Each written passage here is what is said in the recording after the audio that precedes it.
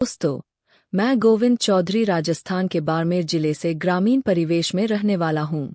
यह स्टोरी एकदम सच्ची है, जो कि मेरी और मेरे पड़ोस में रहने वाली लड़की मिलन चौधरी के बीच हुए वो सब की है।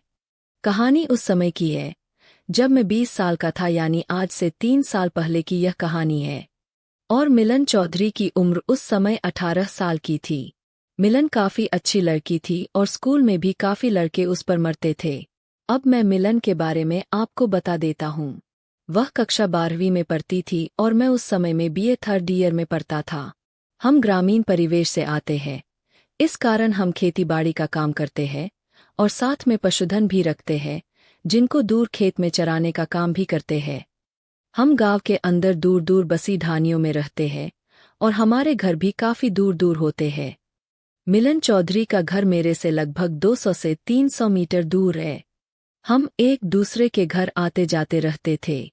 अब मैं बिना देर करते हुए सीधा कहानी पर आता हूँ। मिलन चौधरी और उसका परिवार भी पशु रखते थे। इस कारण उन्हें चराने के लिए मिलन और उसका सगा भाई आते थे और मैं भी अपनी बहन के साथ पशु चराने आता था। तो हम पशु चुराते साथ में खेल खेलते थे, कबड्डी खेलते, पकड़म पकड़ाई खेलते थे, कभी छुपन छुपी खेलते थे।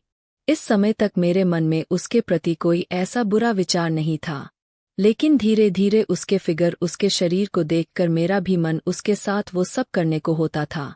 कबड्डी खेलते कभी कभी मैं उसको टच भी कर लेता था, तो मैं उसकी वो दोनों तक मसल देता था, लेकिन वह कभी कुछ नहीं कहती थी। शायद उसको भी अच्छा लगता था।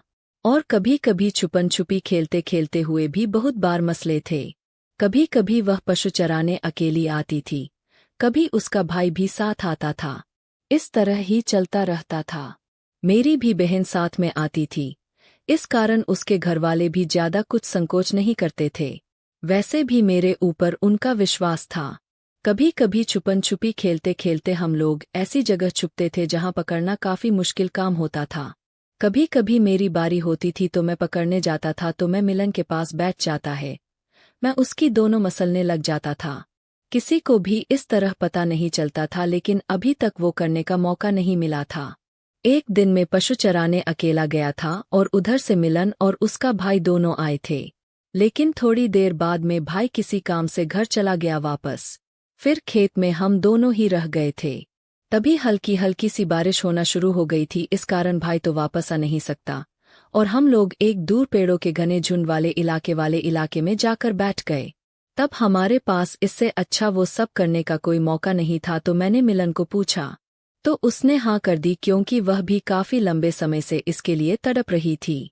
मैंने भी बिना देर करते हुए सबसे पहले उसके 32 के वो मसलना शुरू किए।